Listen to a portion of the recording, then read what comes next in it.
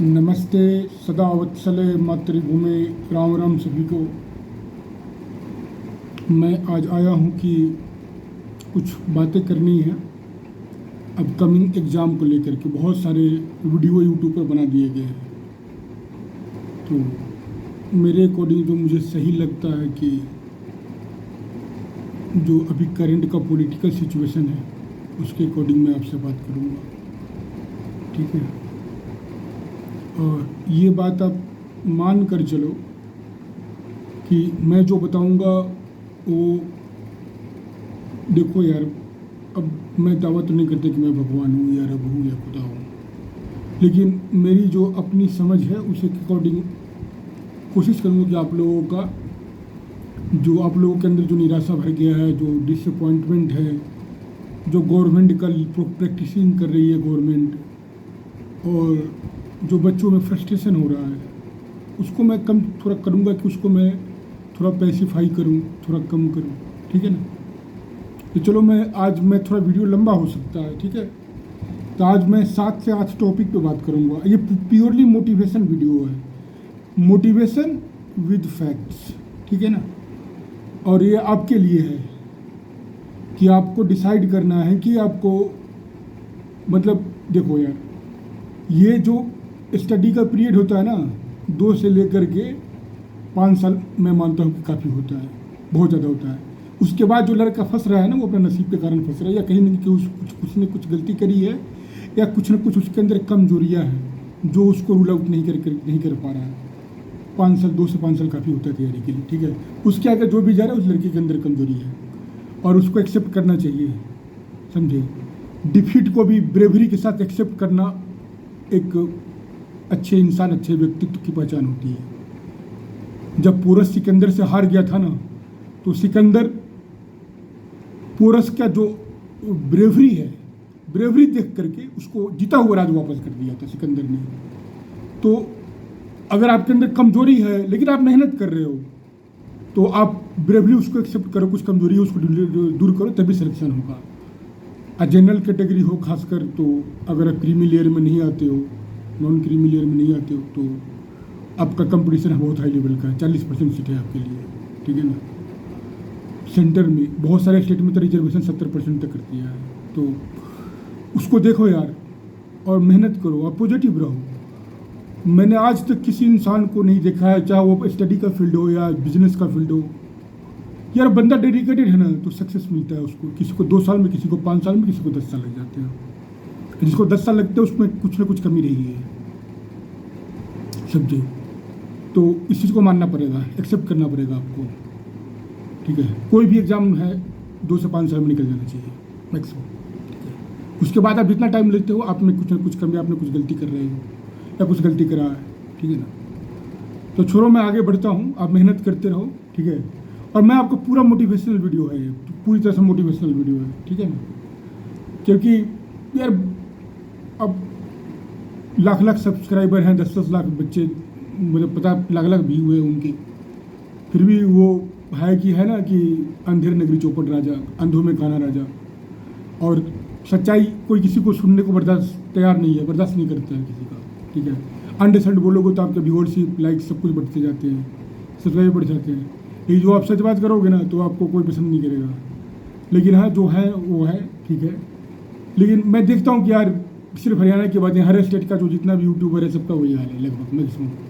10% अच्छे हैं, 90% चिलांडू टाइप के हैं। जिससे खुद का कभी IAS का प्री नहीं निकाला और मेंस का आंसर राइटिंग पे ध्यान दे रहा है, जिससे खुद का कभी मेंस नहीं निकला है IAS का, वो इंटरव्यू के बारे में सजेशन दे रहा है यूट्यूब पर आकर के। जो खुद कभी फाइनलिस्ट IAS की लिस्ट में सेलेक्ट नहीं हुआ है, वो IAS बनाने के लिए इंटरव्यू ले रहा है बच्चों का, जी। मैं ये नहीं कहता कि जो IAS सेलेक्ट नहीं होते वो काबिल नहीं है, लेकिन यार अपनी लेवल तो देखो यार, तुम किसी को गाइड करने जा रहे हो, तैयारी करने जा रहे हो, ठीक है ना। तो मैं आया हूँ कि आपको कुछ बातें करूँगा और आपका थोड़ा फ्रस्ट्रेशन दूर करूँ, ठीक है। मेरा यही इंटेंशन है, क्योंकि मैं एग्जाम डेट पर काफ़ी वीडियो बना चुका हूँ और ये मैं लास्ट और आखिरी वीडियो बना रहा हूँ। इसके बाद मैं एग्जाम डेट की पे वीडियो नहीं बनाऊँगा, एक आप होगा, ठीक है। क्योंकि यह सरकार एकदम आर पार के मूड में है। देखो 2 सिचुएशन है, अभी शायद 18 तारीख से शायद 18 तारीख से शुरू है वो पार्लियामेंट के स्पेशल सेशन जो है, 18 से 22 है शायद, जहाँ तक मेरी जानकारी है, मुझे याद है। तो उसमें वन नेशन वन इलेक्शन का बात कर रहा है। सरकार का तो ऑफिशियल स्टेटमेंट नहीं है, लेकिन गुप्त सूत्रों से न्यूज़ चैनल वाले बता रहे हैं कि ये वन नेशन वन इलेक्शन, और दूसरा एजेंडा इनका इंडिया का नाम भारत चेंज करने का पूरे ऑफिशियल में। ऐसे आर्टिकल 1 में India, we the people of India and Bharat दोनों लिखा गया, इंडिया एंड भारत दोनों का लिखा आर्टिकल 1 में लिखा गया है, ठीक है। तो ये है कि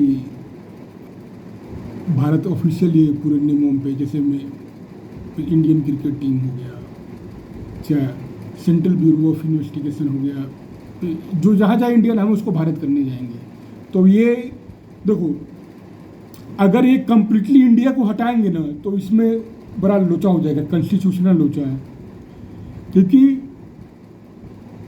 अब दिक्कत क्या है ना कि सिर्फ भारत नाम पर है ना, साउथ के स्टेट को दिक्कत हो जाता है, ठीक है। क्योंकि ऐसे भारत बहुत सारे हिस्टोरिकल बैकग्राउंड है इसके। एक तो है कि आर्यपुत्र राजा भरत से भारत बना है, ठीक है ना। तो जो अंग्रेजों ने, जो मैकाले ने जो आर्यन द्रविडियन का शुरू दिया, तो द्रविड स्टेट जो साउथ के हैं उनको दिक्कत आ जाती है, ठीक है ना। दूसरा है कि हमारा सांस्कृतिक नाम है भारत, ठीक है। वो हिमालय से लेकर सागर तक के सारे क्षेत्रों को भारत कहा जाता है, समझे। ये हमारे पुराणों में, ग्रंथों में, शास्त्रों में लिखा गया है, ठीक है। तो ये कारण है। तो ये कॉन्स्टिट्यूशनल अमेंडमेंट की जरूरत पड़ेगी इंडिया हटाने के लिए, ठीक है। इनको कॉन्स्टिट्यूशनल अमेंडमेंट क्या होता है, देखो अमेंडमेंट 3 तरह का होता है। एक होता है कि साधारण विधेयक होता है, तो उसको आपको लोकसभा राज्यसभा के साधारण बहुमत से पारित कराना पड़ता है। एक होता है कॉन्स्टिट्यूशनल अमेंडमेंट, जो लोकसभा राज्यसभा के जो उपस्थित मेंबर हैं उनका 2/3 होना चाहिए, और जितने नंबर ऑफ मेंबर्स है उसका 50% से ज़्यादा होना चाहिए। ये दूसरा अमेंडमेंट है, और पहला कॉन्स्टिट्यूशनल अमेंडमेंट है। दूसरा अमेंडमेंट है, पहला कॉन्स्टिट्यूशनल अमेंडमेंट। तीसरा अमेंडमेंट है कि ये पहले वाला कंडीशन तो होना चाहिए कि 50% या 2/3 वाला दोनों लोकसभा राज्यसभा से। इसके अलावा एडिशनल में जो 50% जो स्टेट है उसका भी विधानसभा जो है वहाँ से पारित होना चाहिए, ठीक है। और जहाँ विधान परिषद है वहाँ विधान परिषद से भी पारित होना चाहिए, तो विधानसभा विधान परिषद मिला करके, ठीक है ना, वहाँ से पारित होना चाहिए। तो ये है तीसरा अमेंडमेंट, और दूसरा कॉन्स्टिट्यूशनल अमेंडमेंट। और आर्टिकल 368 के अकॉर्डिंग आप किसी भी सेक्शन में आप अमेंडमेंट कर सकते हो।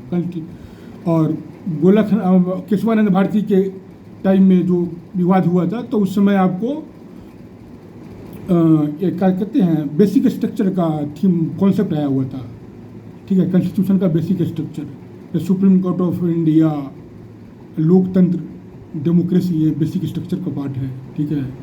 CAG, president, election commission, chief justice of India, समझे, ये सब है बेसिक स्ट्रक्चर के पार्ट है, समझे। भाईचारा हो गया आपस में, तो ये सब मान के चलो, धर्मनिरपेक्षता, ठीक है। तो इसको, ठीक है, वो इंदिरा गांधी जी ने करा था, डाला था इसको प्रस्तावना में। लेकिन वैसे हमारा मौलिक दायित्व है कि सर्वधर्म समभाव होना चाहिए, मौलिक कर्तव्य है, इसमें लिखा गया कर्तव्य में। 11 हमारे फंडामेंटल ड्यूटी है। हम राइट्स को याद रखते हैं लेकिन फंडामेंटल ड्यूटी को भूल जाते हैं, ठीक है। तो हमें ड्यूटी भी याद रखनी चाहिए, ठीक है। तो ये कारण है, तो ये नहीं कर सकते इन चीज़ों को, ठीक है। तो ये हो सकता है कि इंडिया को रखे और भारत ऑफिशियल हर जगह भारत लिखा जाए, ठीक है ना। तो भारतीय क्रिकेट टीम हो गया, इंडियन क्रिकेट टीम हो गया, तो भारतीय क्रिकेट टीम का हो गया। अब भारत हम पहले से बोलते भी हैं, कोई इशू नहीं है इसमें। अब आगे बढ़ते हैं, क्योंकि अगर हम हिस्ट्री पॉलिटी की बात करेंगे तो हमारा लेक्चर कम से कम 30-40 घंटे का हो जाएगा, अब ख़त्म नहीं होगा, नेवर एंडिंग होगा, ठीक है ना। अगले टॉपिक पर चलते हैं, ठीक है।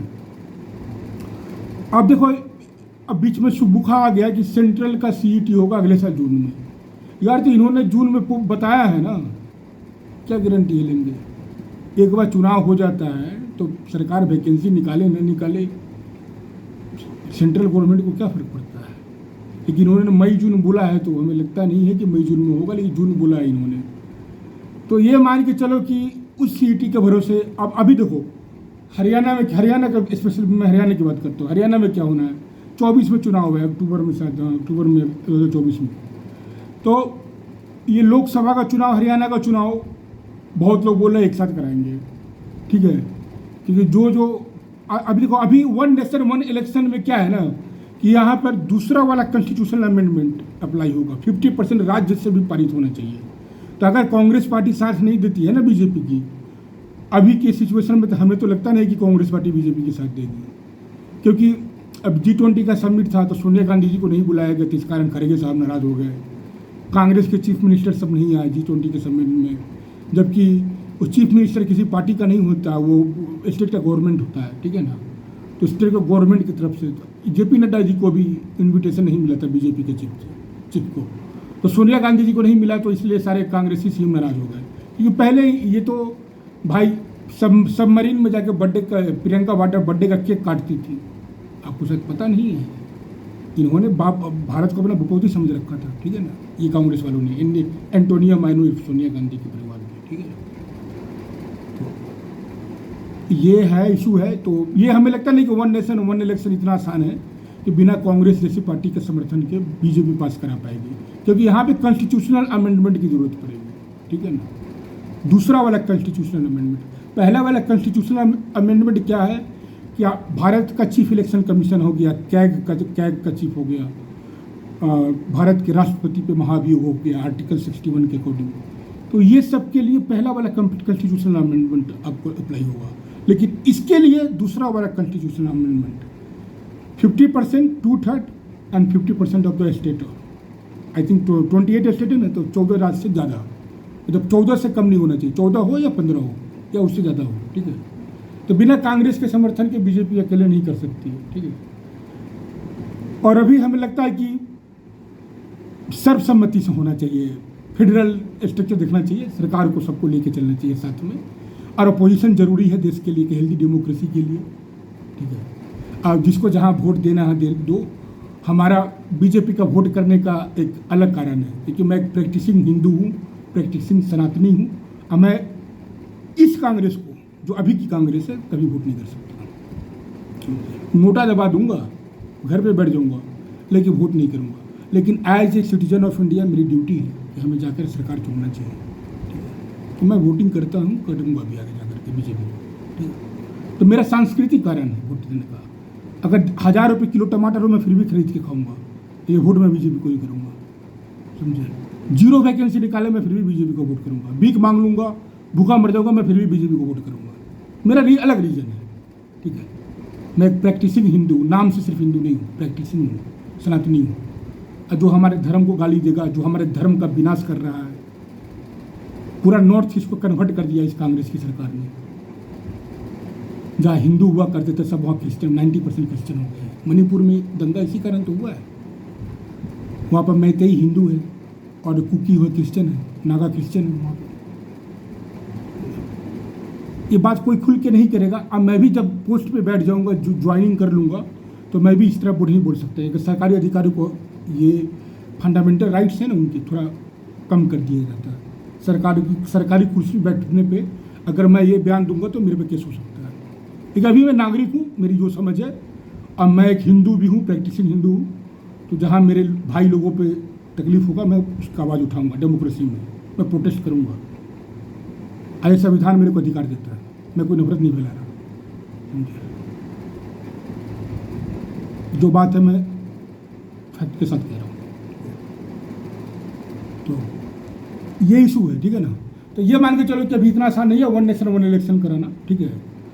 अभी लेकिन बीजेपी है, हो सकता है जगन मोहन रेड्डी हो गए, बीजू पटनायक के लड़के नवीन पटनायक हो गए, ठीक है। अपने KCR हो गए, तेलंगाना वाले, भले बोलते रहते हैं लेकिन वो बीजेपी के साथ ही मान के चलो उनको, ठीक है। तो हो जाएगा, चाहेगी तो बीजेपी करा लेगी वन नेशन वन इलेक्शन, क्योंकि इसकी 10-12 स्टेट में साथ खुद की सरकार है बीजेपी की, NDA की। और नीतीश कुमार कब पलटी मार के, ममता बनर्जी न्यूट्रल है, ठीक है। वो कभी इधर है कभी उधर है। तो ममता बनर्जी का मेन अपोजिशन बंगाल में बीजेपी है, और ये कांग्रेस और CPM वालों की कोई औकात नहीं है बंगाल में जाके लड़ने की। इनका नील बट्टा सन्नाटा है, क्या कि पूरा जिहादियों को ममता बनर्जी ने गोद में ले रखा है। बंगाल में आप सरस्वती पूजा पे साउंड तेज नहीं बजा सकते, ये नहीं कर सकते। पूरा बंगाल को बांग्लादेश बना रही है। जैसे उत्तर प्रदेश को मुलायम सिंह यादव ने नरक बना दिया था, वैसा ही बंगाल की स्थिति है अभी। मुलायम से भी बड़ा मुस्लिमवादी है। धर्मनिरपेक्षता ये नहीं कहता है कि आप किसी एक धर्म को, जो मेजोरिटी रिलीजन है, उसको आप डिफेम करते रहो। उसके कोई अमर मर गया तो कोई कहीं न्यूज नहीं आता है। अकरुद्दीन बकरुद्दीन चक्रुद्दीन मर गया तो पूरा यूनाइटेड नेशन तक हल्ला हो जाता है। आपको जातियों में लड़ा के, हर स्टेट में एक जाति गद्दार जाति होती है।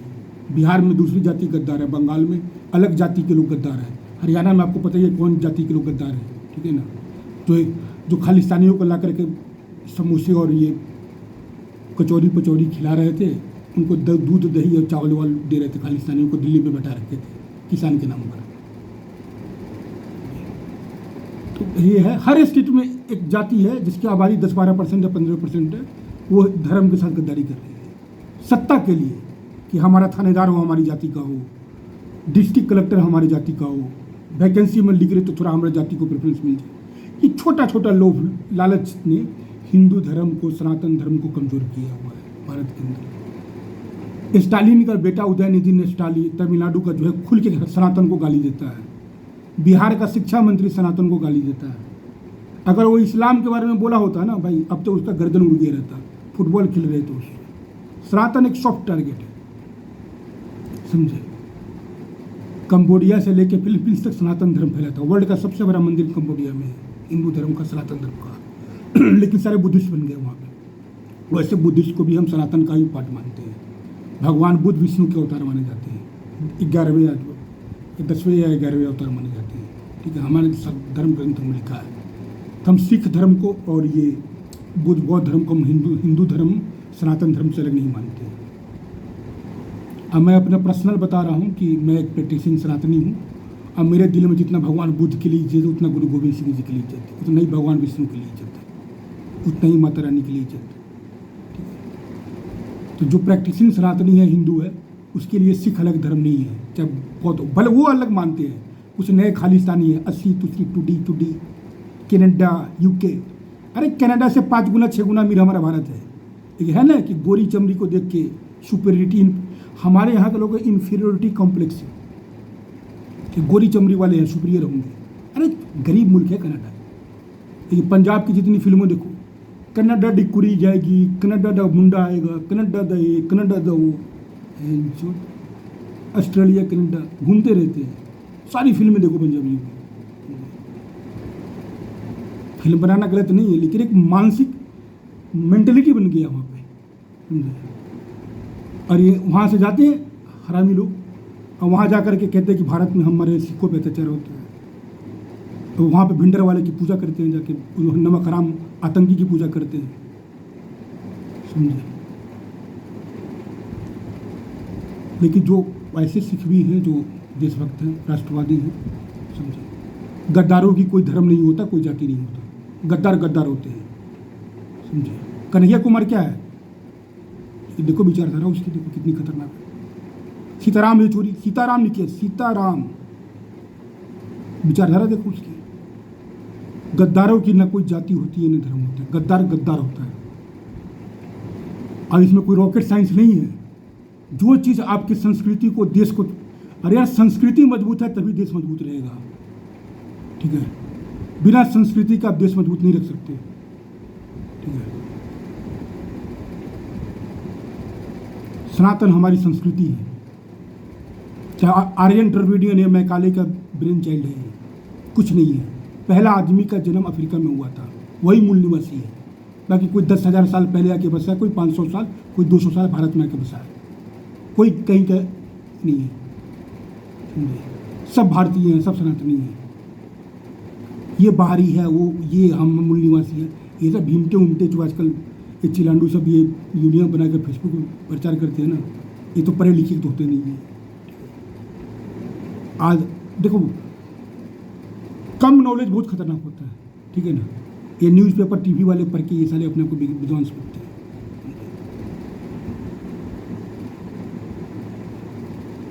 मैकाले का क्या था, कुछ समय जरूरी था शिक्षा, आई थिंक 1831 एक्ट था सर, ठीक है। उसमें शिक्षा का एक अलग डिपार्टमेंट बनाया था, मैकाले को लाया गया था, जो कहता था कि हमारे वेस्टर्न कल्चर में एक अलमारी में रखा हुआ किताब जो है ना, हमारे भारत की संस्कृति से, कि पूरे भारत की किताबों से नालंदा तक्षशिला सबसे बड़ा ग्रेट है, जबकि इनकी सारी जो यूनान से इनको मिला ज्ञान वो सिंध के थ्रू गया हुआ था। यूनान से इन्होंने सीखा, यूनान से मुसलमानों ने सीखा, अरबी ने सीखा, और उनसे इन्होंने सीखा। मोहम्मद बिन कासिम जब 712 में अटैक किया था ना सिंध के ऊपर, 712 AD में, उसने विद्वानों को नहीं मारा था, उसने उसके संरक्षण दिया था, कन्वर्जन किया था मार्क्स स्केल पे, लेकिन उसने संरक्षण दिया था विद्वानों को, वहाँ के लोगों का अरबी में फारसी में अनुवाद किया था हमारे ग्रंथों का, फिर वहाँ से उन्होंने सीखा था जाकर के। बख्तियार खिलजी ने नालंदा विश्वविद्यालय में आग लगा दिया था। लोग बताते हैं कि बहुत सारे विद्वान बताते हैं कि 27 से 28 दिन तक कंटिन्यू वो चलता रहा। इतनी हमारी संस्कृति को इन्होंने नष्ट करने का प्रयास किया। लेकिन हमारे बिहार के अंदर बख्तियारपुर एक जगह का नाम है, समझिए। सेकुलरिज्म का मतलब होता है कि ये हमारा कॉन्सेप्ट है ही नहीं, कोई हिंदू कट्टर हो ही नहीं सकता है। हिंदू हमेशा मिलनसार होता है, सबसे मिल के रहता है, बर्दाश्त करने की क्षमता होती है, क्योंकि हमारा सनातन धर्म में जो जीव में भगवान समझता है, हम जीव में हिंदू मुस्लिम नहीं देखते। तो बाकी जो अब्राह्मिक रिलीजन है, जो मुसलमान लोग हैं चाहे क्रिश्चियन हैं, ये सब लालची और फ्रॉड टाइप के हैं, कहना नहीं चाहिए लेकिन वास्तविकता है। तलवारों के दम पे, पैसे के दम पे उन्होंने कन्वर्ट करा लोगों को। हमारे यहाँ के मुसलमान जो फर्जी शेख सैयद खान पठान सब मुगल घूमते हैं, 99% का DNA यही का है, चेक करो, या तो माता की तरफ से या पिता की तरफ से या दोनों तरफ से, ठीक है ना। मुर्शिद कुली खां, बंगाल का प्रथम नवाब, इसे बंगाल में नवाबी, वो बंगाली ब्राह्मण था, समझिए। हसन गंगू, बहमनी साम्राज्य का संस्थापक, वो तेलुगु ब्राह्मण था जो कन्वर्ट हुआ था, समझिए, सत्ता के लालच में, समझिए। तो आपके जो बजरंगी भाईजान है ओवैसी साहब, 3-4 जनरेशन पहले इनके पिताजी भी तेलुगु ब्राह्मण ही थे। आज ये सिया है, सिया पंथ को मानते हैं ओवैसी साहब जी। अब पाकिस्तान में तो सिया को भी काफिर कहा जाता है, और दूसरे फारूक अब्दुल्ला, वो सब 3-4 जनरेशन पहले पूछो कौन थे वो लोग, गंगाधर पंडित के लोग, गंगाधर पंडित क्या नाम था उनका, वो कौल ब्राह्मण थे, कन्वर्ट हुए थे।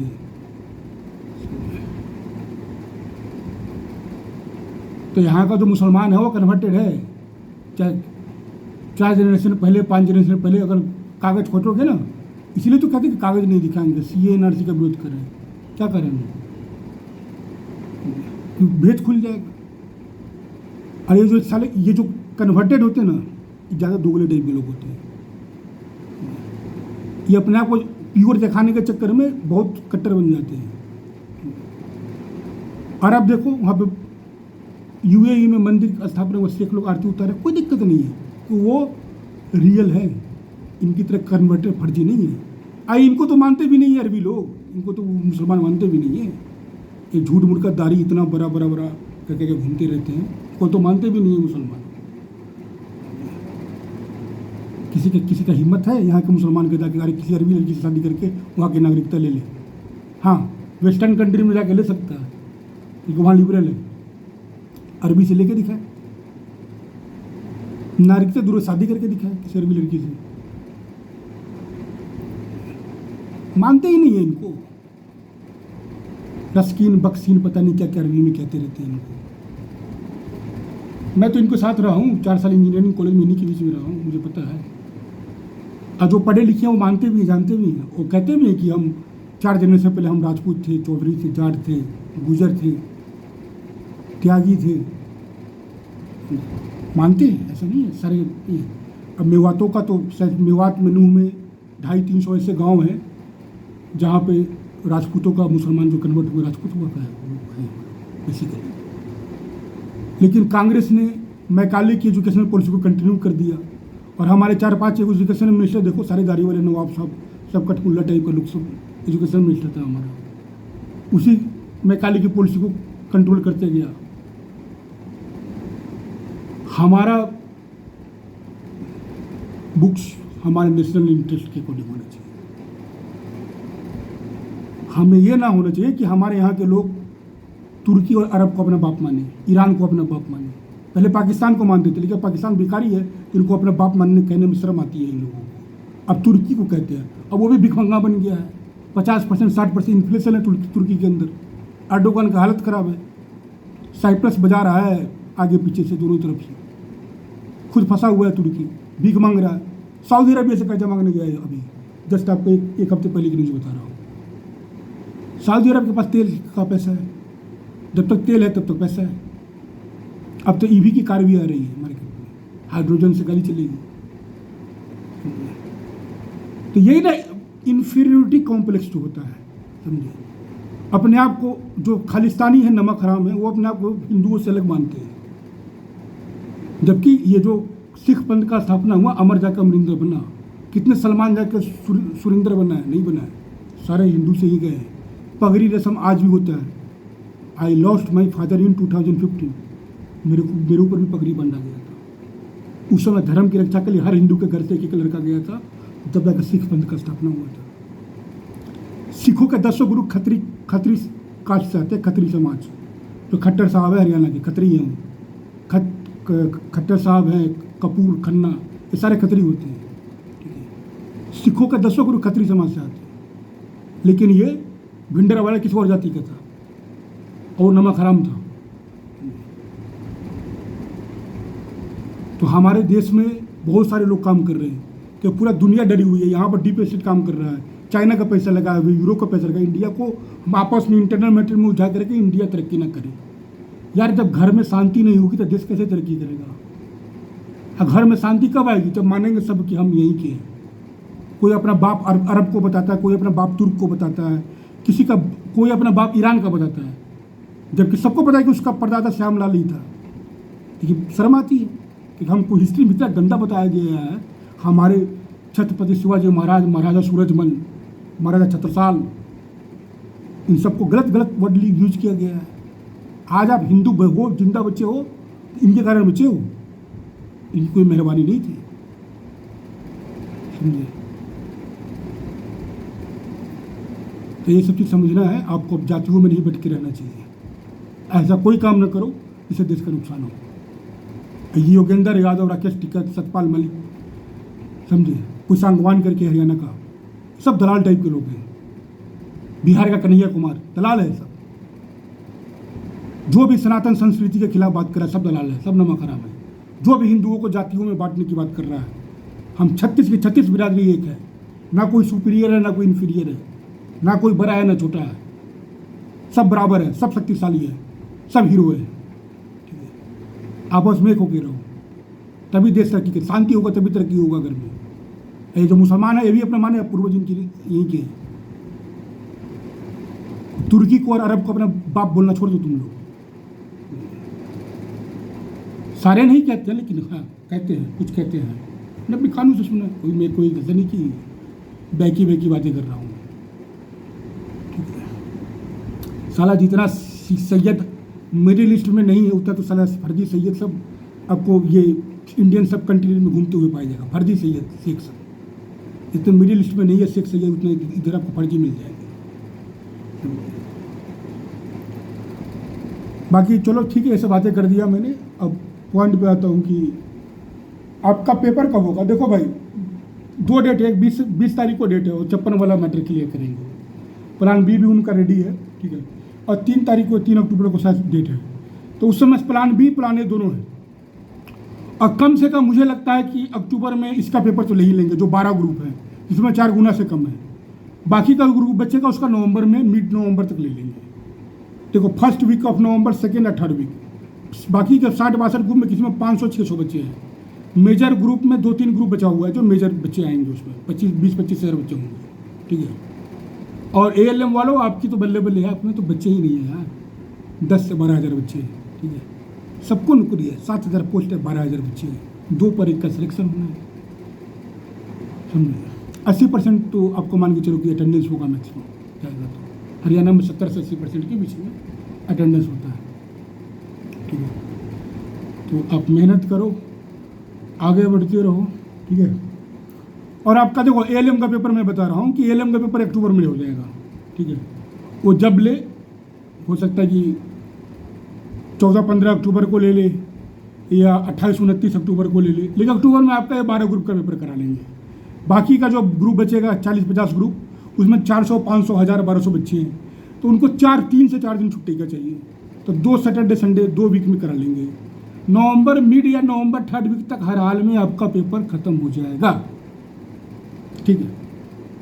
ये आप लिख कर रख लो, बहुत ज़्यादा देर हुआ तो, क्योंकि हरियाणा के चुनाव में हरियाणा के मुद्दों पर चुनाव होगा, ठीक है। और अगर ये नौकरी नहीं देंगे, अगर कोई गवर्नमेंट का बंदा दिख रहा हो, सुन लो कान खोल के, नौकरी नहीं दोगे, गाँव में लोग तुमको घुसने नहीं देंगे, तुम्हारे समर्थक तुमको घुसने नहीं देंगे, ठीक है। कोई यहाँ पर कोई किसी का गुलाम नहीं है, ठीक है। हमारे जैसे लोग बहुत कम हैं, अलग लोग हैं, ठीक है। हमारा बिल्कुल अलग कारण है बीजेपी को वोट करने का, लेकिन ऐसे 10% ही लोग होते हैं, 90% को हिलना है आपको, ठीक है। अब बिना रोजगार के आप घुस नहीं सकते गाँव में। ऐसे समझ लो कि 30,000 अगर 60,000 वैकेंसी देते हो ना, तो सिर्फ 60,000 नहीं है, 25-25 वोट जुड़े होते हैं सबसे। 15 लाख कम से कम, 15 लाख लोग इधर से उधर जाएंगे ना, तो चुनाव का 10-12 सीट का फर्क पड़ जाएगा आपको। तो ये कन्फर्म मान के चलो नवंबर मिड तक आप लोग का एग्जाम हो जाएगा, ठीक है। और दिसंबर मिड से लेकर के जनवरी 2nd वीक तक ये डिग्री करा लेंगे, ठीक है। और जनवरी लास्ट या फरवरी 1st वीक तक ये ग्रुप सी का ज्वाइनिंग करा देंगे, मतलब रिजल्ट फाइनल निकाल के 1 हफ्ता के अंदर ज्वाइनिंग करा देंगे। उसके बाद ये हरियाणा पुलिस वालों का अगर बहाली आया तो उसकी ज्वाइनिंग कराएंगे, फिर ग्रुप डी की ज्वाइनिंग करेंगे। मतलब मार्च 1st वीक तक किसी भी हालत में 7 मार्च के पहले सबका ज्वाइनिंग करा देंगे, क्योंकि 10 से 15 मार्च के बीच में आचार संहिता लग जाएगा, तो ज्वाइनिंग नहीं करा सकते उसमें, ना कोई वैकेंसी निकाल सकती है, एग्जाम ले सकते हैं, इंटरव्यू ले सकते हैं, लेकिन ज्वाइनिंग नहीं करा सकते, ठीक है। आचार संहिता लग जाएगा। तो मॉडल कोड ऑफ कंडक्ट होता है, तो बहुत लंबा चौड़ा है, उस पर बोलूँगा तो वीडियो और बड़ा हो जाएगा हमारा, ठीक है। तो ये सब आप देख के चलो, ठीक है। और आपका क्या रह गया, और ये मुझे लग रहा है कि हरियाणा चुनाव अलग होगा और सेंटर का अलग होगा। 1 नेशन 1 इलेक्शन में थोड़ा डाउटफुल हूँ। अब 80-20 मान 80% नहीं होगा 1 नेशन 1 इलेक्शन में, हमें नहीं लगता। 20% बीजेपी है, कुछ भी कर सकती है, ठीक है। अमित शाह है, मोटा भाई मोदी, तो कुछ भी कर सकते हैं, ठीक है। तो ये सब देखो क्या होता है, बाकी अब मेहनत करते रहो, ठीक है। और मैंने आपको बता दिया कि नवंबर मिड तक सबका पेपर हो जाएगा, 62 के 62 ग्रुप होगा जो बचा हुआ है, ठीक है। और एएलएम वाला अब तो तैयार हो, अक्टूबर में आपका पेपर होने जा रहा है, ठीक है। और ज्वाइनिंग होगा, पहले ग्रुप सी का कराएंगे, फिर हरियाणा पुलिस का कराएंगे, फिर ग्रुप डी का कराएंगे, अगर हरियाणा पुलिस का वैकेंसी आ गया तो, ठीक है। और दूसरा सीईटी कब लेंगे, देखो भाई, अब जो बच्चे फेल कर रहे हैं, जिसके 8 नंबर 10 नंबर है 7 नंबर है, उसको भी तो सेटिस्फाई करना है, नया लॉलीपॉप दे देंगे, नया सीईटी वाला। और उसमें वैकेंसी आए ना आए, चांसेस कम है आने का। अगर एक साथ इलेक्शन नहीं हुआ तब तो नहीं आएगा, नहीं हुआ तब तो आएगा।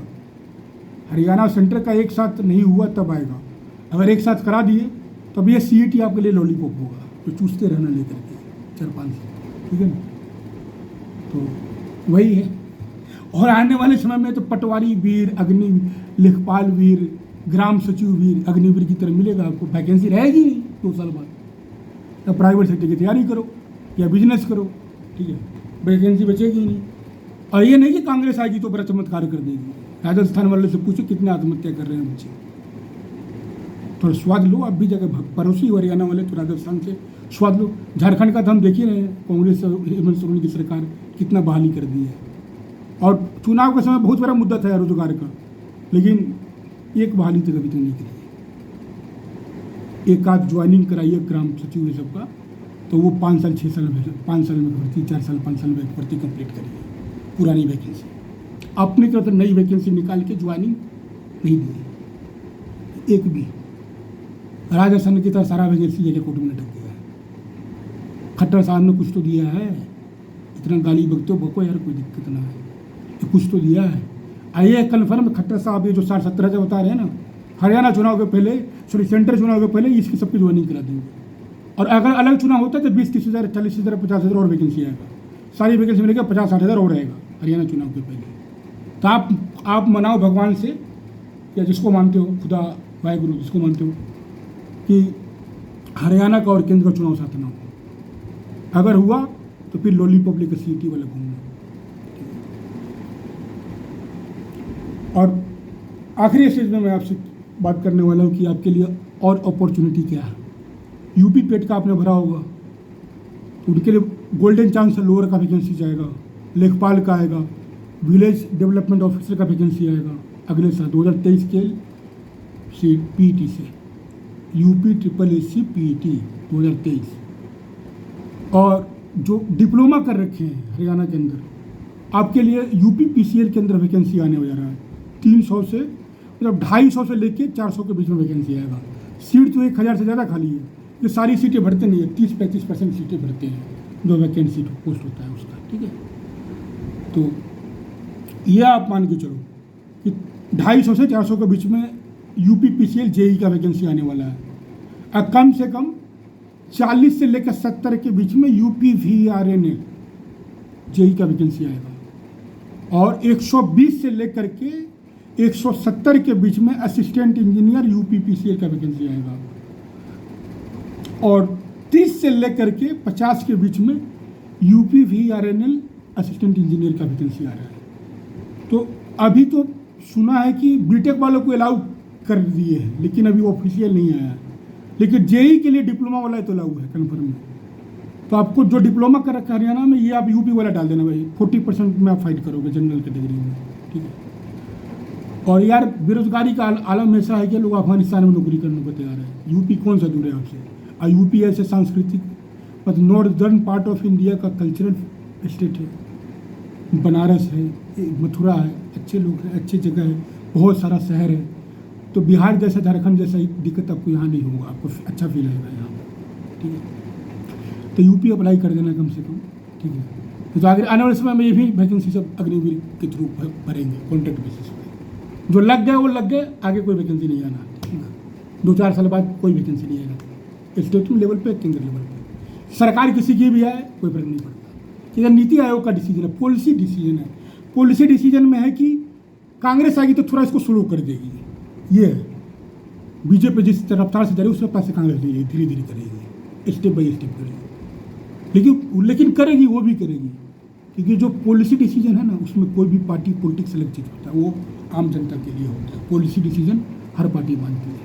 हमारा पाकिस्तान के साथ क्या रिलेशन हो, चाहे वो राहुल गांधी PM हो चाहे मोदी हो, पाकिस्तान को वैसे ही अछूत जैसे बाइकआउट करेंगे, वैसे ही बाइकआउट करेंगे पाकिस्तान का। चाइना से हमारा क्या रिलेशन है, थोड़ा बहुत फर्क पड़ेगा, ज़्यादा फर्क नहीं पड़ेगा। अभी जो बोलते हो राहुल जी, लेकिन पॉलिसी डिसीजन अलग चीज़ होता है, ठीक है ना। तो आप लोग मेहनत करते रहो, और ये सब वैकेंसी मैंने बता दिया आपको, ठीक है ना। और बाकी सब समराइज कर देता हूँ एक बार फिर से, कि आप लोग को ध्यान रहे, ठीक है। देखो आपका पेपर, ALM वालों का पेपर, AC वालों का पेपर आपका अक्टूबर में हो जाएगा, 12 ग्रुपों का, जिसमें 4 गुना से कम बच्चे हैं। और नवंबर मिड तक, थर्ड वीक ऑफ नवंबर तक आपका बाकी का सारे ग्रुप का एग्जाम हो जाएगा।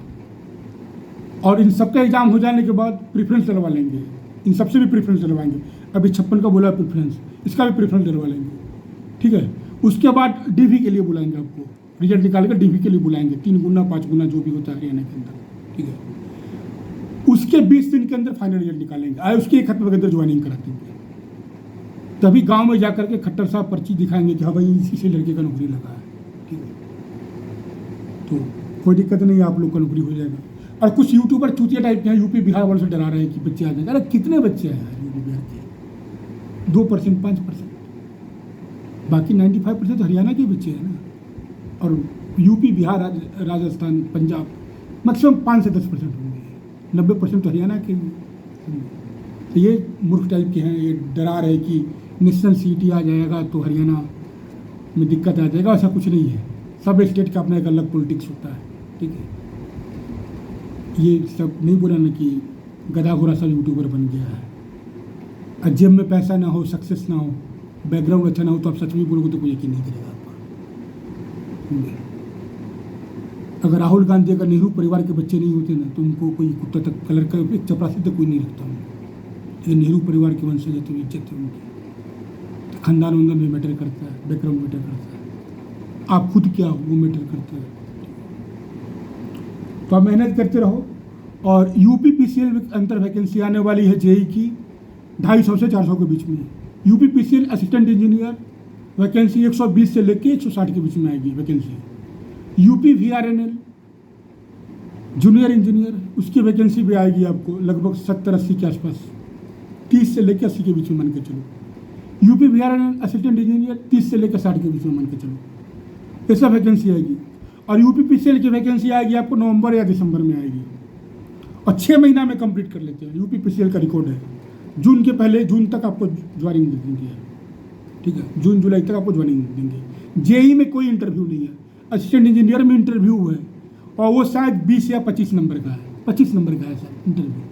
तो ज़्यादा आप सिविलाइज होकर बैठो तो yes sir, no sir, sorry sir कहने के भी नंबर मिलते हैं।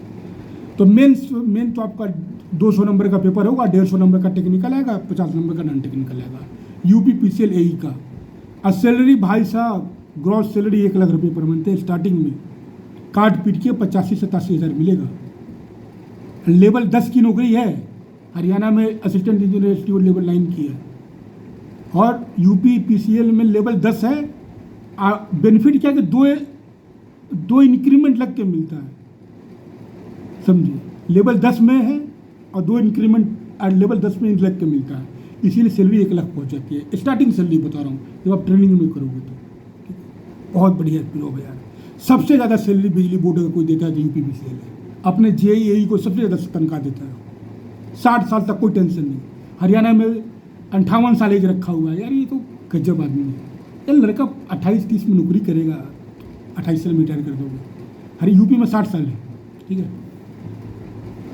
और प्रमोशन फास्ट है यूपीपीसीएल में, सबसे अच्छा सैलरी देता है यूपीपीसीएल, सबसे अच्छा प्रमोशन है, ठीक है। और आपको फील नहीं होगा कि आप आउटर एरिया में, यूपी अच्छा स्टेट है, कोई दिक्कत नहीं है। वो थोड़ा वो ये माँ बहन वाले बहन जी और ये क्या नाम है, टोटी यादव, क्या नाम है इसका, अखिलेश यादव, उसको यूपी में टोटी यादव कहते हैं। तो ये इन लोगों ने गंद मचा रखा था बीच में, अब ठीक है, यूपी अच्छा चल रही है।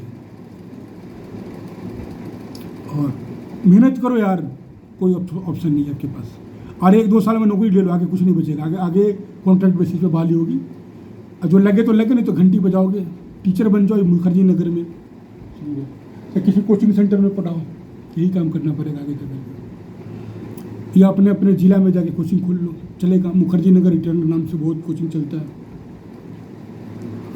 आगे मेहनत करो, और जिसको ज़रूरत हो वो नंबर तो है ही, हमने नंबर दे रखा है वीडियो में बहुत सारे, आप मैसेज कर सकते हो। और हाँ, कुछ एक लड़के का फ़ोन आया था कि वो बोल रहा था कि सर मैं तो जॉब वॉब छोड़ के बैठा हूँ, अब क्या करूँ।